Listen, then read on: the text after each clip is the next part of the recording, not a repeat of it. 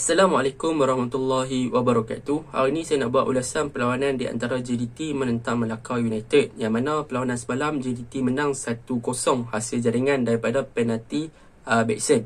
Pada perlawanan semalam boleh saya katakan kedua-dua pasukan beraksi dengan sangat baik. JDT beraksi dengan sangat baik di first half. Mereka mempunyai beberapa peluang yang terhidang tetapi gagal disempurnakan. Manakala untuk Melaka United daripada first half masuklah second half, mereka berjaya keep position, mereka berjaya kontrol bahagian tengah, mereka berjaya menggerakkan serangan ke arah gawang JDT, tetapi mereka gagal untuk melepaskan satu percubaan yang berbahaya ke arah gawang JDT disebabkan kekentalan bahagian pertahanan JDT pada perlawanan semalam.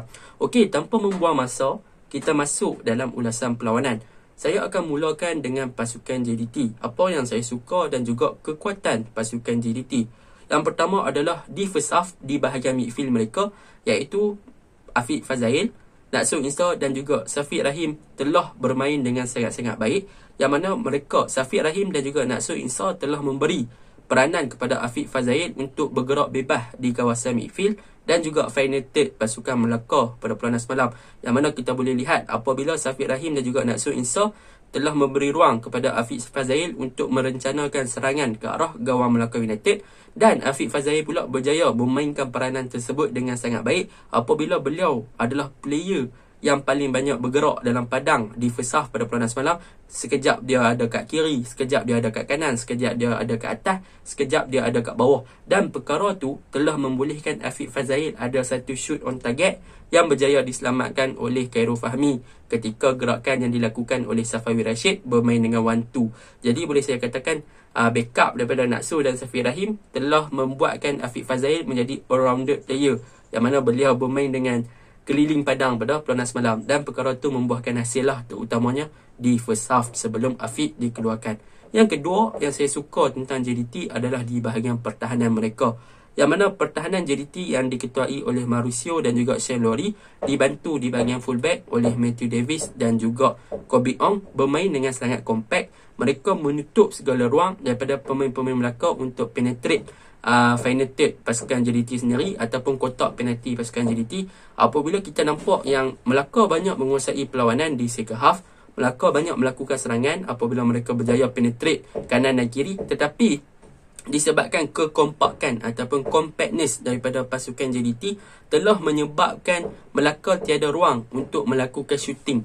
Pemain-pemain pertahanan JDT ni dah tutup segala ruang. Walaupun Melaka berjaya kuasai bola, tetapi mereka gagal untuk melepaskan percubaan berbahaya kepada gawang JDT disebabkan kekentalan dan juga ruang-ruang telah ditutup oleh pertahanan JDT. Itu yang saya suka tentang JDT yang kedua. Yang ketiga yang saya suka tentang JDT adalah mengenai Safawi Rashid, yang mana pada perlawanan semalam kita dapat lihat Safawi Rashid sedang berada dalam proses peningkatan sikit-sikit lah, boleh saya katakan. Dia menunjukkan aksi yang sangat cemerlang daripada segi ball control, daripada segi dribble, daripada segi shooting. Dia ada satu shoot on target berjaya ditepih oleh Khairul Fahmi, volley yang sangat deras.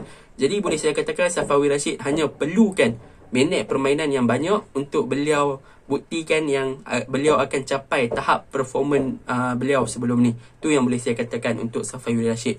Yang keempat yang saya suka tentang JDT adalah apabila kemasukan Arif Aiman, yang mana kemasukan Arif Aiman pada perlawanan semalam telah menyebabkan bahagian kiri JDT agak hidup. Memang hidup pada perlawanan semalam. Boleh saya katakan Arif Aiman ada masa depan yang sangat cerah. Beliau ada satu percubaan dan sebagainya.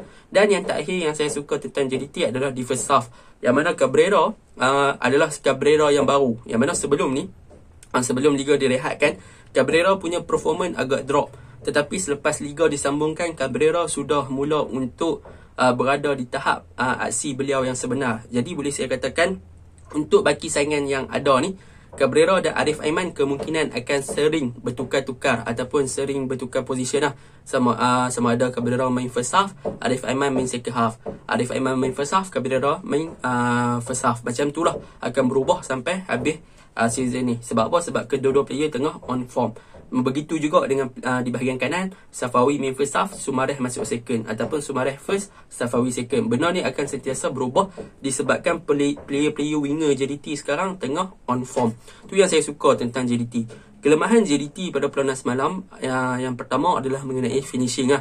Mereka masih lagi tak klinikal di hadapan gawang. Mereka masih lagi susah untuk menjaringkan gol dengan mudah ataupun menjaringkan gol daripada luar kotak penalti. Itu yang saya nampak mereka memang susah nak jaringkan gol jarak jauh buat masa sekarang. Disebabkan apa? Sebabkan mereka tiada seorang finisher yang boleh jaringkan gol daripada jarak jauh. Dulu Safawi waktu performance dia di tahap terbaik, dia boleh buat curl. Tetapi sekarang dia nak buat curl pun susahan. Jadi finishing JDT perlu diperbaiki lagi untuk terutamanya daripada luar kotak penalti lah. Sekiranya JDT tak dapat masuk kotak penalti, memang JDT tak boleh nak score gol buat masa sekarang. Saya tak nafikan benda tu. JDT tak boleh nak score gol sekiranya mereka tak masuk kotak penalti. Mereka hanya boleh score gol sekiranya mereka dapat masuk dalam kotak penalti. Itu sahaja yang boleh saya katakan kelemahan JDT.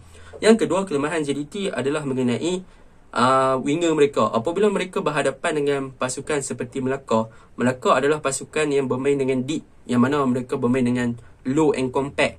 Pertahanan Melaka, mereka takkan naik terlalu tinggi, mereka akan stay deep di bahagian bawah, menyebabkan player-player winger yang mempunyai kelajuan ni susah untuk penetrate bahagian pertahanan Melaka. Sebab apa? Sebab apabila pasukan pertahanan lawan bermain dengan deep ataupun low and compact, pemain-pemain JDT yang laju ni, mereka tak boleh nak gunakan kemampuan untuk dribble untuk beat player pertahanan Melaka. Sebab apa? Sebab ruang antara garisan out goal kick dengan kedudukan pertahanan Melaka dah dekat. Kalau mereka cuba untuk gunakan speed untuk dribble bagi nak lepas pertahanan Melaka, dia akan jadi satu perkara yang agak susah lah. Sebab sama ada bola tu senang di clear, senang di intercept, ataupun mereka akan tertolak bola tu lebih jauh. Itu kelemahan JDT lah yang saya nampak apabila bertemu dengan pasukan yang bermain dengan low and deep compact di bahagian pertahanan. Okey, kita masuk untuk pasukan Melaka. Apa yang saya suka tentang pasukan Melaka ni adalah di bahagian midfield. Midfield mereka antara gandingan Manuel Ott dan juga Adriano memainkan peranan yang sangat penting pada perlawanan semalam. Mereka berjaya dominate bahagian midfield di second half. Mereka berjaya kontrol bahagian tengah Melaka pada perlawanan semalam. Kiranya JDT tak boleh nak kontrol sangat bahagian tengah di second half. Di first half, yes, JDT kontrol. Tetapi di second half, gandingan Manuel Ott dan juga Adriano membuktikan yang mereka mampu untuk menjadi duo midfield yang sangat berbahaya kepada pasukan JDT. Banyak mereka kontrol bahagian tengah semalam, tetapi disebabkan kreativiti ataupun hantaran-hantaran pemain-pemain tengah Melaka ni, mereka buntu. Bagaimana mereka nak supply bola ke hadapan untuk mencari Giovanni Gomez.